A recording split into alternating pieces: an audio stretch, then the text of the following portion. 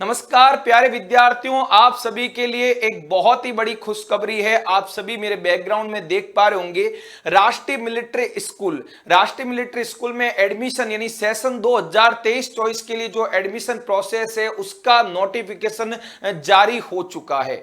Class 6 में और class 9th में एंट्रेंस के लिए साथियों एग्जाम होता है, कॉमन एंट्रेंस टेस्ट जो राष्ट्रीय मिलिट्री स्कूल द्वारा करवाया जाता है। उस एंट्रेंस टेस्ट के लिए जो है स्टूडेंट फॉर्म फिलअप जो है स्टार्ट हो चुके हैं। अब फॉर्म आपके कब से भरने हैं, आपको फॉर्म कब तक भरे जाएंगे, कौन कौन फॉर्म भर सकता है, किस तरह एग्जाम पैटर्न रहेगा, कौन कौन से सब्जेक्ट का पेपर होगा, पूरी डिटेल जो है आज के इस वीडियो में आप सभी को मैं बताऊंगा। तो जल्दी से जल्दी पहले हमारे इस चैनल को सब्सक्राइब कर दीजिए और अपने जो भी फ्रेंड्स हैं उनमें भी ये वीडियो का लिंक आपको शेयर करना है, जो भी राष्ट्रीय मिलिट्री स्कूल एंट्रेंस एग्जाम देना चाहते हैं। तो स्टूडेंट आप देख पा रहे होंगे कि शैक्षणिक सत्र 2023 के लिए कक्षा 6 और कक्षा 9th के लिए आप सभी को बता दूं, इंडिया में 5 राष्ट्रीय मिलिट्री स्कूल है जो कि कहां कहां है, चैल, अजमेर, बेलगाम, बेंगलुरु और धौलपुर। इनके अंदर जो है राष्ट्रीय मिलिट्री स्कूल और इन्हीं स्कूलों में प्रवेश के लिए स्टूडेंट्स एग्जाम होता है। ठीक है, तो पूरा प्रोस्पेक्टस 2022 का जारी हो चुका है। प्रोस्पेक्टस में आप पूरी डिटेल पढ़ सकते हैं, लेकिन जो आपके काम की कुछ अपडेट्स हैं, आपके काम की जो पॉइंट्स हैं उनको आज के इस वीडियो में मैं बताऊंगा।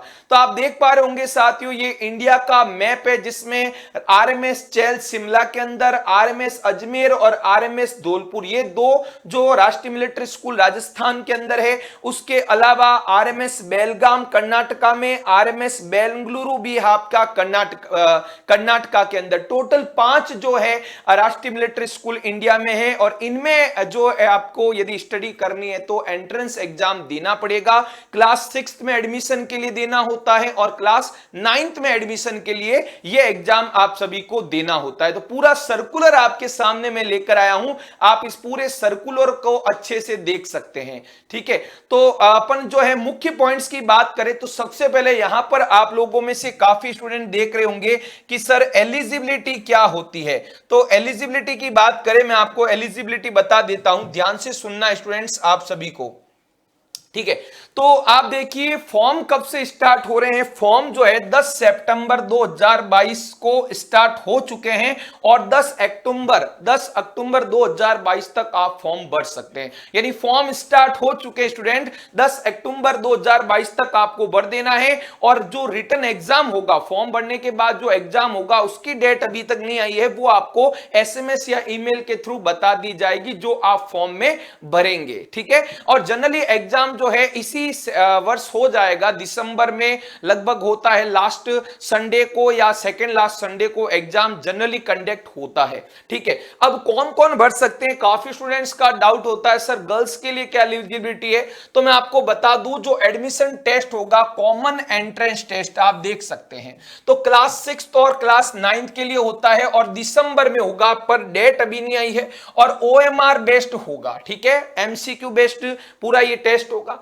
तो क्लास 6 के लिए आपको बता दूं, क्लास 6 के लिए बॉयज और गर्ल्स दोनों अप्लाई कर सकते हैं। ठीक है, लेकिन स्टूडेंट्स क्लास 9th के लिए ओनली बॉयज जो है फॉर्म फिल कर सकते हैं। ये आपके लिए पॉइंट्स है, गर्ल्स और बॉयज केवल क्लास 6 के लिए कर सकते हैं, लेकिन क्लास 9th में एडमिशन के लिए ओनली बॉयज जो है अप्लाई कर सकते हैं, गर्ल्स अप्लाई नहीं कर सकती है। ठीक है, यहां तक कोई दिक्कत नहीं है। अब बात करें एज की, सर एज क्या क्राइटेरिया है, तो एज की बात करें तो क्लास 6 की एज में बता दूं क्या दिया हुआ है कि should not be less than 10 years and more than 12 years of age on 31st March of the year of admission. यानी जब आपका एडमिशन होता है 31 मार्च, ठीक है, यानी 2023 की बात करें तो 31 मार्च में यदि आपका एडमिशन होता है तो आपकी जो है उम्र 10 वर्ष से कम नहीं होनी चाहिए और 12 वर्ष से ज्यादा नहीं होनी चाहिए। ये आपको ध्यान रखना है। एडमिशन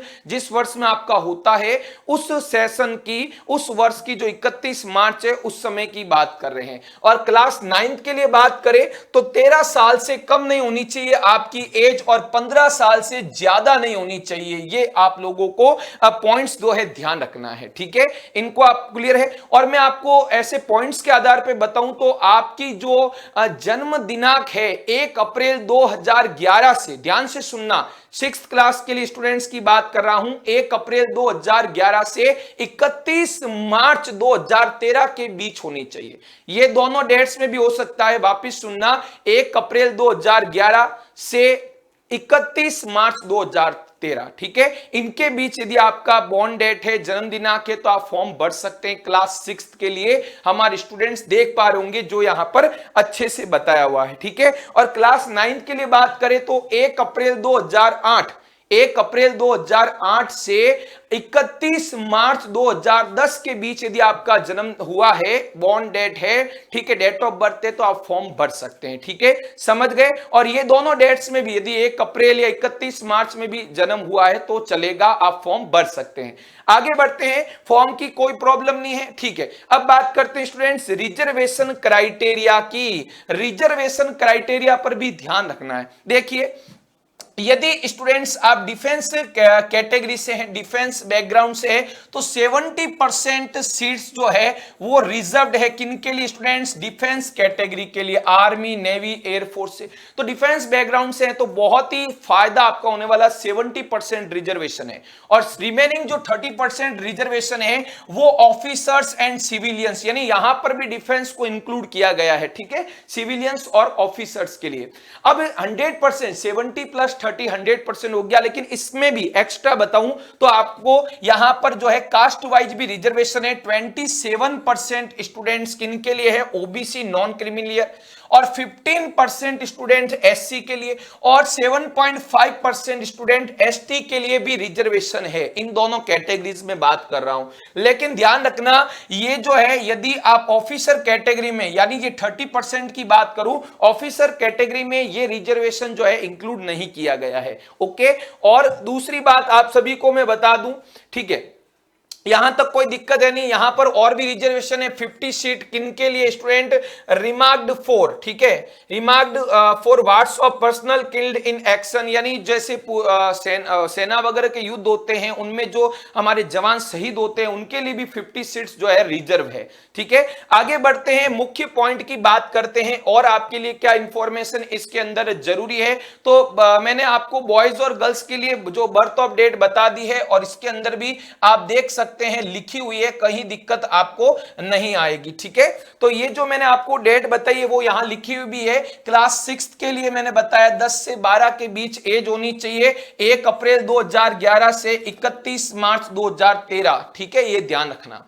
इसी तरह क्लास 9 के लिए जो कि केवल बॉयज बढ़ सकते हैं, 13 से 15 के बीच एज होनी चाहिए। और बर्थ डेट की बात करें, यदि आप ऐसे कैलकुलेट नहीं करो तो आपका जन्म यदि 1 अप्रैल 2008 से 31 मार्च 2010 के बीच में है, ये दोनों डेट्स भी इंक्लूड है, आप फॉर्म भर सकते हैं, ठीक है। और 6 month relaxation in the upper age limit is permissible for wards of personnel killed in action, ठीक है। जो हमारे जवान शहीद होते हैं उनके परिवार से संबंधित कोई विद्यार्थी बढ़ते हैं तो उनको 6 माह 6 मंथ का रिलैक्सेशन है, 6 माह ज्यादा हो तो भी चलेगा, एज के अंदर रिलैक्सेशन है। अब बात करते हैं, आप समझ गए होंगे कि टेस्ट में क्या क्या विषय होंगे। तो पहले मैं क्लास 6 के लिए स्टूडेंट्स बात करूंगा, क्लास 6 के लिए, ठीक है। तो ये आप देख पा रहे होंगे, क्लास 6 का चार्ट आपके सामने है, ठीक है। तो क्लास 6 में आपको मैं बता दूं कि 200 नंबर का आपका पेपर रहेगा क्लास 6 के स्टूडेंट्स के लिए, जिसमें आपके क्या क्या विषय होंगे, क्या क्या सब्जेक्ट होंगे, आप देख पा रहे होंगे। इंग्लिश का होगा, इंटेलिजेंस टेस्ट यानी रीजनिंग, मैथमेटिक्स होगी, और जनरल नॉलेज जीके यानी करंट अफेयर्स भी इसमें इंक्लूड है। 4 सेक्शन है, 50-50 नंबर के, टोटल 200 नंबर हो गए हैं। अब इनमें आपको मिनिमम जो है वो भी परसेंटेज लाने जरूरी है, ठीक है। तो इंग्लिश के अंदर मिनिमम आपको 35% लेकर आने हैं, इंटेलिजेंस में 40%, मैथमेटिक्स में 40% मिनिमम नंबर लेकर आना ही आना है। इसी तरह जीके एंड करंट अफेयर्स में भी 40% मिनिमम आपको नंबर्स लेकर आना है, ठीक है। और मैं बताऊं जो मेरिट बनेगी, फाइनल मेरिट, वो जो है इन 3 विषय की ही बनेगी, इंटेलिजेंस, मैथमेटिक्स और जीके की। जो हमारा इंग्लिश सब्जेक्ट है वो केवल आपको क्वालिफाई करना है, इसके नंबर की मेरिट नहीं बनेगी। जो फाइनल मेरिट होगी 200 में से केवल 150, ठीक है, इंग्लिश को हटा दो, केवल 150 के आधार पर मेरिट बननी है। और लगभग आप 130 या 130 से ज्यादा लाते हो ना स्टूडेंट्स, क्योंकि कंपटीशन का जमाना है, तो 130 से ज्यादा लाते हो तो पूरी उम्मीद है कि आपका राष्ट्रीय मिलिट्री स्कूल में चयन हो जाता है। और आपको उसके लिए हार्डवर्क करना होगा। और अब तो आपको सभी को, स्टूडेंट्स को मालूम भी होगा कि उत्कर्ष ऐप के माध्यम से भी आप घर बैठे राष्ट्रीय मिलिट्री स्कूल में जो है प्रवेश की परीक्षा की तैयारी कर सकते हैं, आप चाहे हिंदी मीडियम से हो चाहे इंग्लिश मीडियम से हो, ठीक है। अब बात करते हैं 9th क्लास के लिए बात करते हैं। यदि आपका फाइनल जो आप पता है कि सिलेक्शन यदि रिटन एग्जाम में हो जाता है तो 20 नंबर का आपका स्टूडेंट्स इंटरव्यू भी होता है क्लास 6th में, ठीक है। अब बात करते हैं क्लास 9th की, मैं बात कर लूं, क्लास 9th भी स्टूडेंट्स आपके सामने है। तो क्लास 9th में भी क्या क्या विषय होते हैं आप देखिए। पेपर 1 में इंग्लिश होती है और हिंदी और सोशल साइंस, 50 नंबर का इंग्लिश, हिंदी 20, सोशल साइंस 30, तो टोटल 100 नंबर तो ये हो गए। और फिर मैथ्स 50 नंबर की, साइंस 50 की, ये भी टोटल 100, यानी टोटल 200 नंबर का यहां भी पेपर होता है। यहां पर फाइनल मेरिट पूरे 200 नंबर की बनती है, यहां पर इंग्लिश को नहीं हटाया जाता है, ठीक है। 200 नंबर की मेरिट बनेगी और मिनिमम आपको 50% तो हर विषय में लेकर आना है, कोशिश करना है क्वालिफाई करने के लिए, कोई दिक्कत नहीं स्टूडेंट्स, ठीक है। ये आपको समझ में आ गया 9th और 6th में जो क्या क्या सब्जेक्ट रहेंगे, कितने नंबर का होगा। ओएमआर बेस्ड जो है स्टूडेंट्स एग्जाम होता है, इसमें आप इजीली क्रैक कर सकते हो। देखो सिलेबस भी आपको दिया है, ये पूरा आपके पास जो है प्रोस्पेक्टस आप आराम से वेबसाइट्स के माध्यम से पढ़ सकते हैं, ठीक है। ये पूरा जो मैं, और मुख्य जो पॉइंट्स है, पूरा शेड्यूल वगैरह, क्या क्या फैसिलिटीज होती है, कैसे वहां रहने का सिस्टम है, डिसिप्लिन, कौन सा कोर्स चलेगा, पूरी डिटेल आप देख सकते हैं यहां पर दी हुई है, जो मैंने आपको ये प्रोस्पेक्टस में बता दी है स्टूडेंट। और आप यदि देखो कठिन नहीं, काफी स्टूडेंट सोचते हैं कि सर इनका जो एग्जाम होता है वो कठिन होता है, हम नहीं दे सकते। ये स्टूडेंट्स आपकी सोच हो सकती है, लेकिन ऐसा नहीं है। मैं आपको बता दूं, आप इजीली आप इनकी तैयारी कर सकते हैं। खूब सारे आपके पास सोर्सेज है स्टूडेंट्स, और उसमें अब आपका उत्कर्ष भी, परिवार भी साथ देने वाला है, ठीक है। आप पता है उत्कर्ष में भी 1 सितंबर से कोर्स लॉन्च हो चुका है। काफी स्टूडेंट्स ने जो है अब उत्कर्ष को अपना जो चयन का एक जरिया बना लिया है कि बिल्कुल हम जो है उत्कर्ष के माध्यम से इस एग्जाम को क्रैक करेंगे, और इजीली आप लोग भी कर सकते हैं, ठीक है।